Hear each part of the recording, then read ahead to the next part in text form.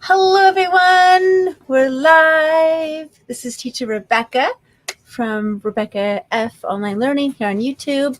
I also teach in Outschool and VIP Kid and some Bling ABC, and I have contacts with a couple other companies. Today is brought to you by Outschool, and I thought I would show off my brand new T-shirt from the Good Fortune box. It says, "Be kind to yourself." I can read it. So I thought I'd put some bees up here for today.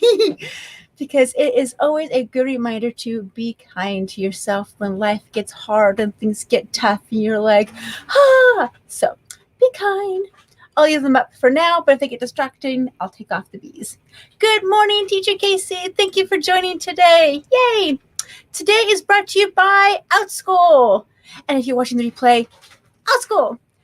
We've had many questions given to us lately about how to schedule ongoing classes. What are ongoing classes and how do those work? Because in Outschool, there are 4 main types of classes. There's the one-time class where you teach it once and you're done. And as a teacher, you teach it again and again and again and again and again to brand new kids every time, which is great for planning. 2 is the ongoing class, which teaches a different lesson every week or every section. This is great for things like circle time for preschoolers, great for, in my case, like science experiments or math games or art projects, something that's different every week, but people can jump in and jump out as needed. It never builds on what we learned last week. And they can be 1 day a week, 2 days a week, 5 days a week, 7 days a week, however many days you want. Third one is multi-day course, which is like a camp. So you have like a section of 3 days in a row or 4 weeks in a row. So you sign up for the entire unit and you stay there the entire unit in one lump sum. And last one is the flex class, which is where you can do it on your own. It's not live. You get the supplies. You do it in your own time as you want to at home. So I have experience with the one-timers, ongoing, and multi-day. I did some camps. I haven't done flex yet. But today we're talking about the ongoing classes. How do you schedule them? What does it look like from the teacher's side? What does it look like from the parent's side? So let's dive in, shall we? So here we have the Outschool website. Okay, I just open it up. I'm on the search classes. I'm going to search for some classes.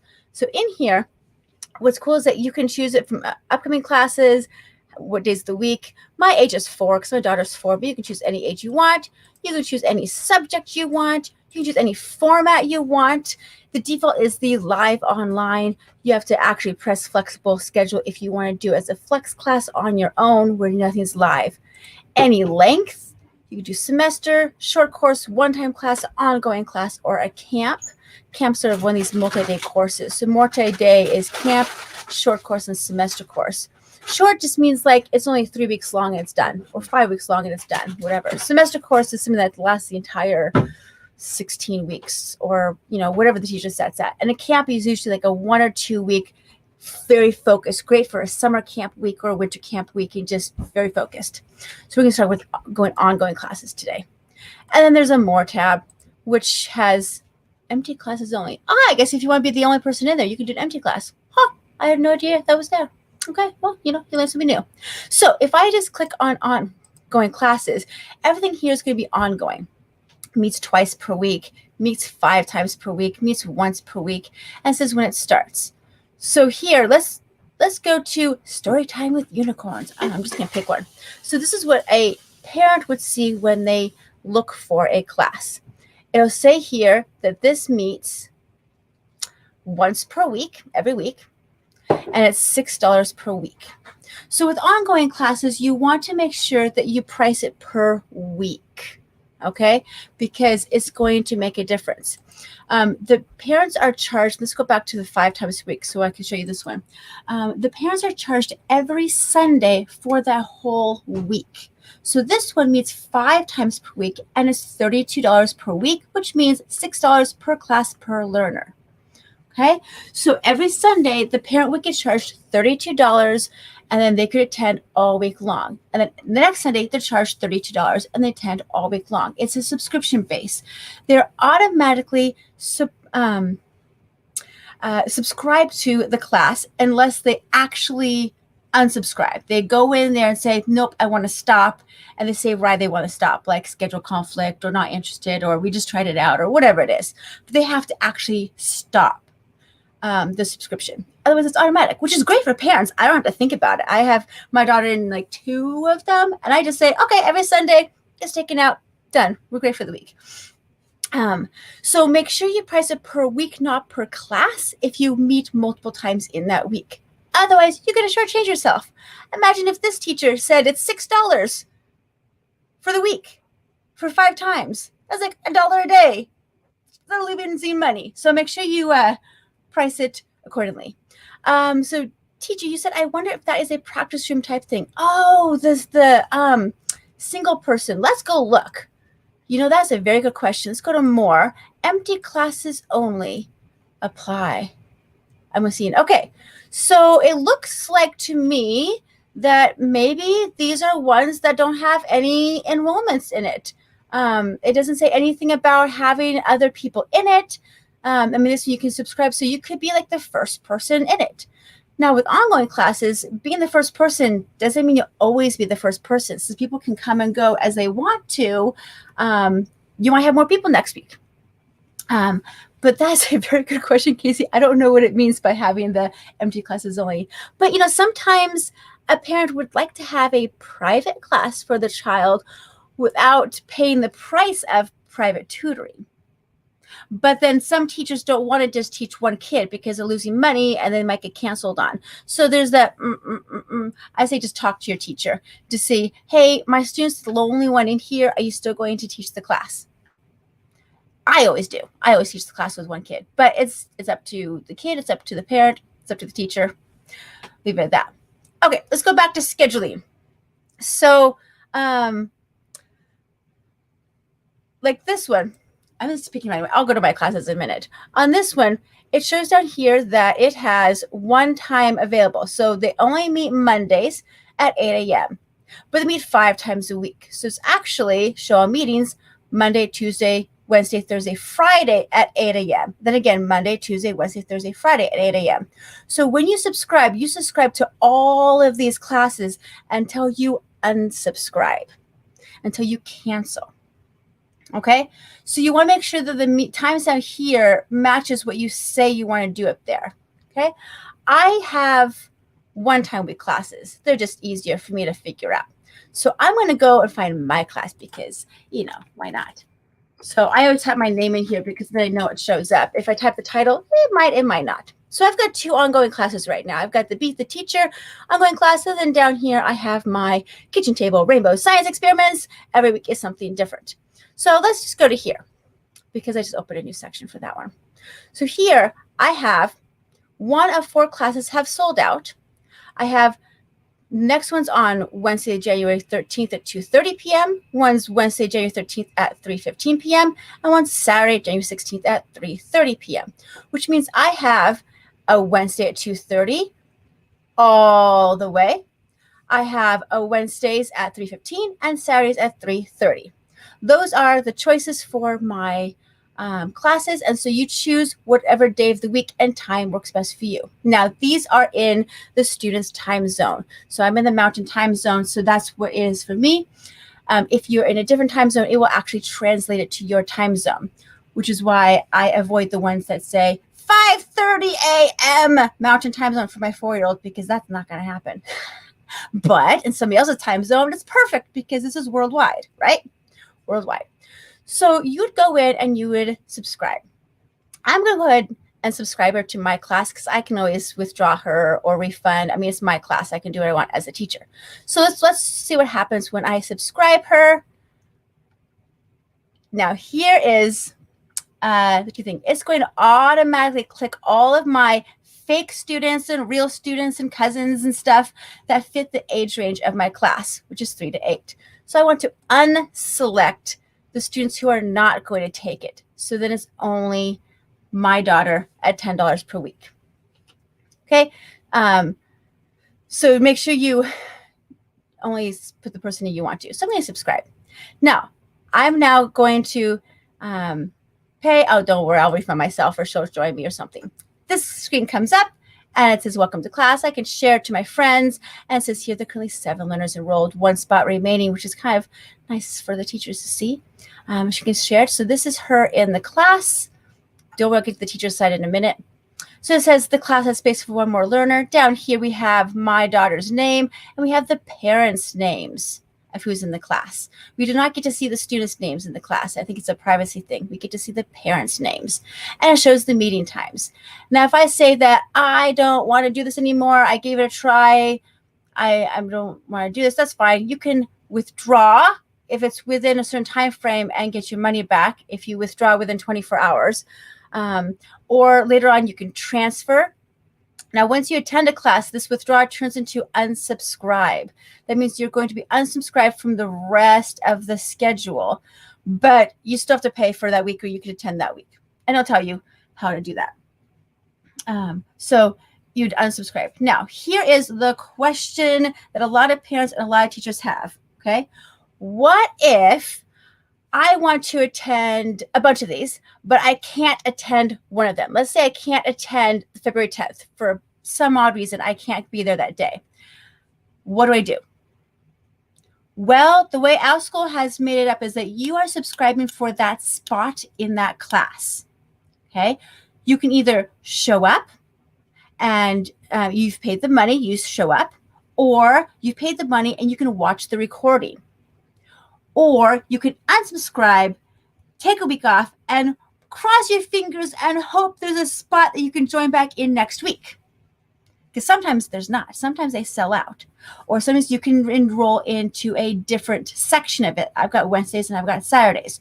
You could always schedule to another one, and if there's room, you can transfer back to the original day and time you liked.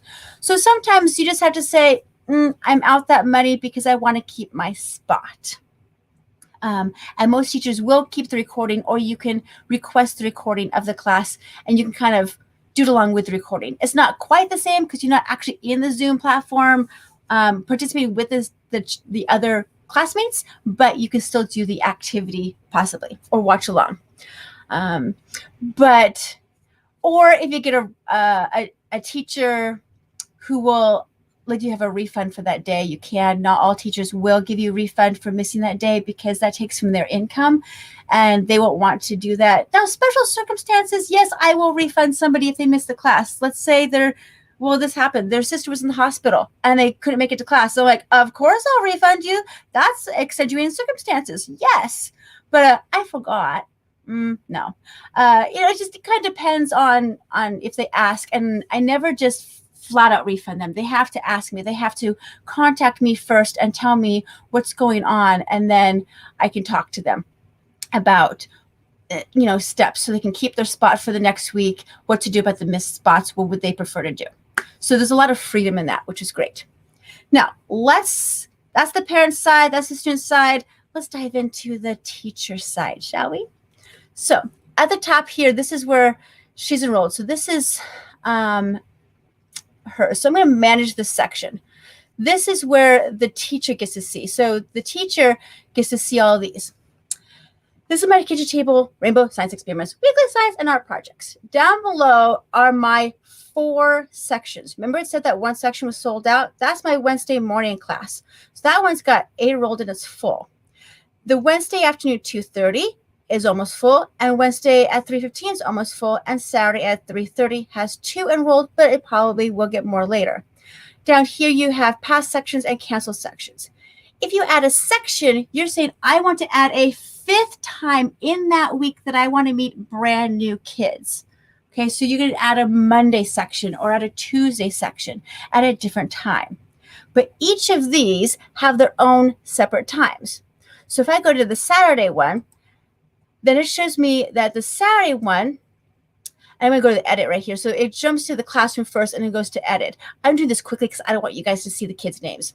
So go to edit, and it shows that all of them are Saturday 3:30, Saturday 3:30, Saturday 3:30, forever and ever and ever and ever. Okay? So I'm going to add a meeting time. Since I set it up as a 1 time per week, it's going to automatically give me the next Saturday at 3:30. Which is really nice. As a teacher, all you really have to think about is what time you want to meet for your first time, Saturday, and what time of day, 3:30, and the rest will automatically fill in for you. And you can decide when you want to end. I know that this class goes to the end of May, so I'm going to keep adding more meeting time. I double check. It says Saturday, April 3rd, 3:30 p.m. It keeps adding times. Now, let's say, go a few more. You can always add more later. Let's say you can't meet one of these weeks as a teacher. Let's say, well, a couple weeks ago was Christmas Day.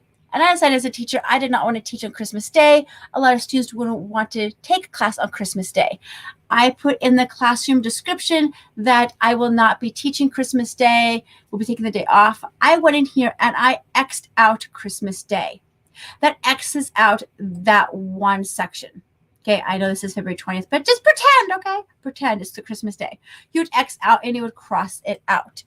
If you can cross it out early enough, as in before the Sunday before class, the parents will not get charged for that day, and they'll just skip their payment and they'll skip the class, and everybody's happy. If you cancel it last minute after the parents have already paid for the class, I'm not sure what happens. I hear that you actually have to go in and refund each child because it's not an automatic thing that if you cancel that one section, they'll get refunded. But double check what happens in the kids with the refunds, how that works out, okay? Because it might be that you have to actually go in and refund them individually. So here's that section. Now, let's say I'm going to go a little bit deeper. In the actual listing of the Rainbow Science Experience at the top, I click on there. When you create the class, okay, and here's the edit button where you've created the class. When you create it, you have to choose ongoing, okay? It says meets by video chat on a weekly basis. Learners can join or leave at any time. So don't feel bad if a student unsubscribes from your class. It's not you. It's something with their life. Or maybe they just want to take that one section. They go, oh, I like what you're doing today. I'm going to take it one time and make it a one-time class. We have done that a couple times and then withdraw after the one time. That's fine. So down here, course format, down here, this course will meet live one time per week at 30 minutes per meeting. So you get to choose how many times per week, which you really can't meet more than 5-7 times a week. I don't know why that's weird. And then you choose the time, how long you want it to be. You can go up to 3 hours. That's long. I stick to 30 minutes because I teach the young ones. But if you teach older, you can go an hour, whatever. And then down here's your description. If you do ongoing, you need to list the week because as a parent, you will need to know what's going on each week. Let's say it's middle of February and I go, what are you doing in middle of February? You need to be able to see, okay, right now it's in this week, we're doing Rain Cloud in a Jar. Done. If you don't have those listed, you will not be approved to teach the ongoing classes. Hi, Teacher Casey. Thanks. I'm glad you're still here. I keep checking the chat every once in a while. Otherwise, I'm just going to talk to myself. Hi, myself. No, I'm talking to people on replay. So if you watch this on replay, say hi in the comments below.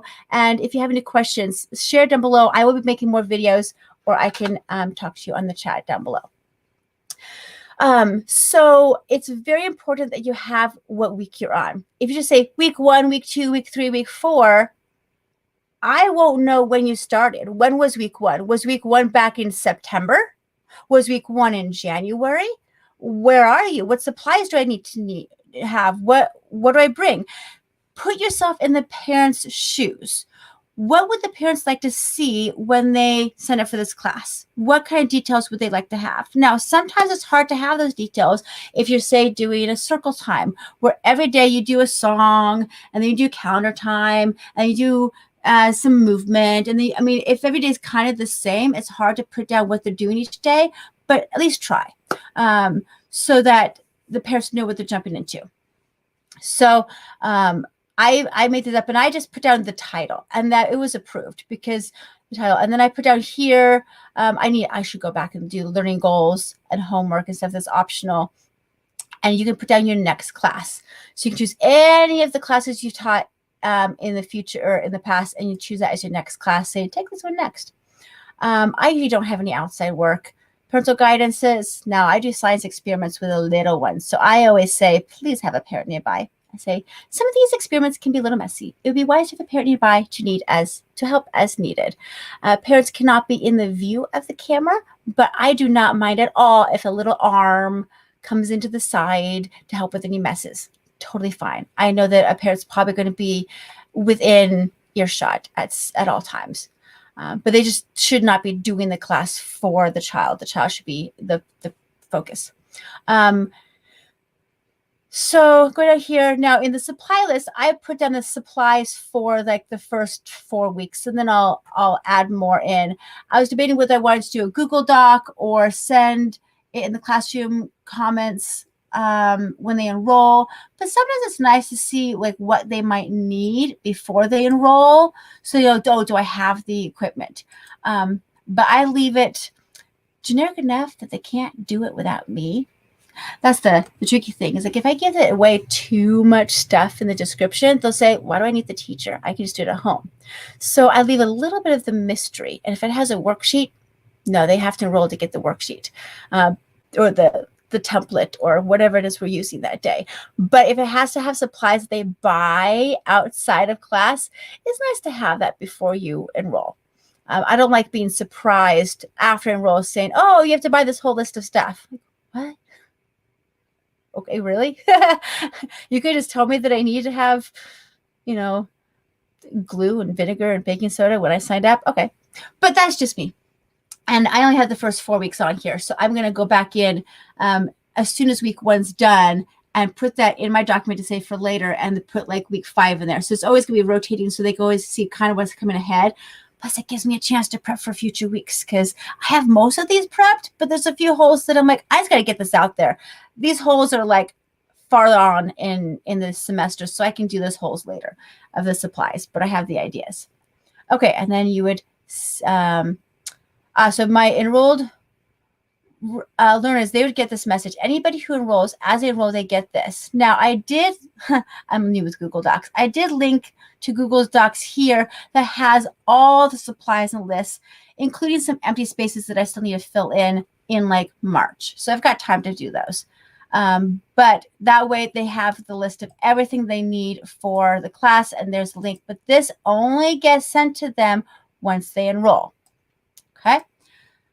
And then the pricing per week, make sure you look at this carefully per week. So if you are going to meet 2 times per week and you want to charge $10 per section, you need to charge at $20 per week. So the parents will pay $20 per week and it's $10 per section. Okay. So I'm going to save. So that's kind of how you write an ongoing class. That was fast, I know. And here's how you schedule an ongoing class. Each section gets their own time. And then within each time, then you can have the whole semester listed out. Okay. Now, it is totally okay to reuse your material. Okay.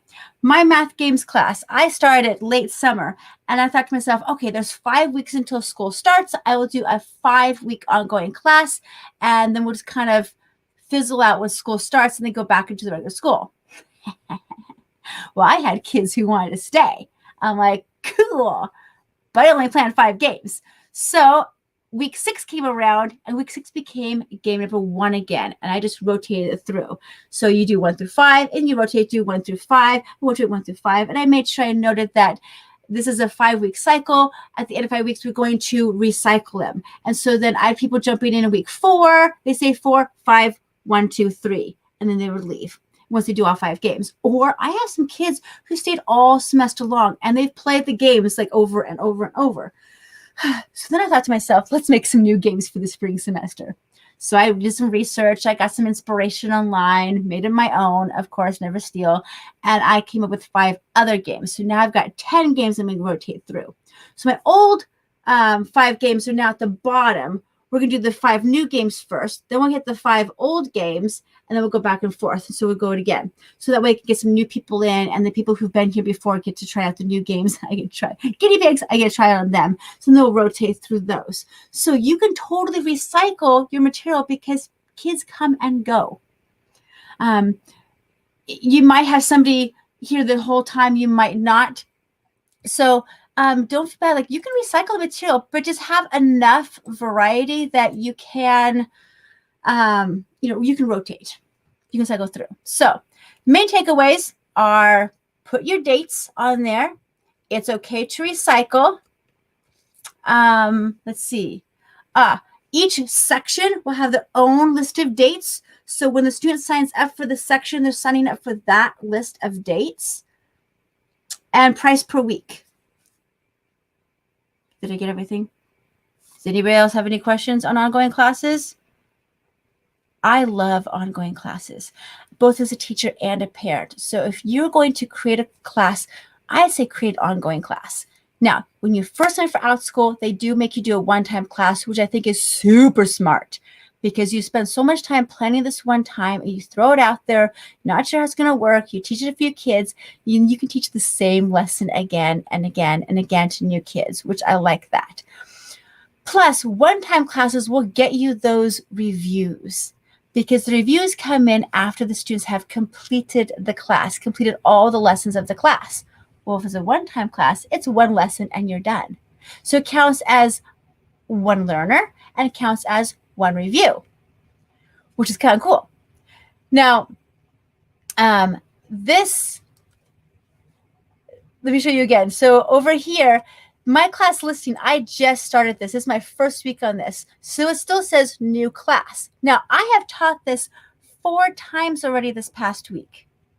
And I've had almost sold out classes in all 4 of them, and give or take. So I've taught maybe, 10, 15 learners, but it still has new class, no learners completed the course, no learners submitting a review yet. So it still looks like a new class. So if you want to build those reviews, then you need to have those one-time classes. If you want to build those learner count one-time classes, but if you want to keep retention and make weekly income, do ongoing. So I'd say do a little bit of both.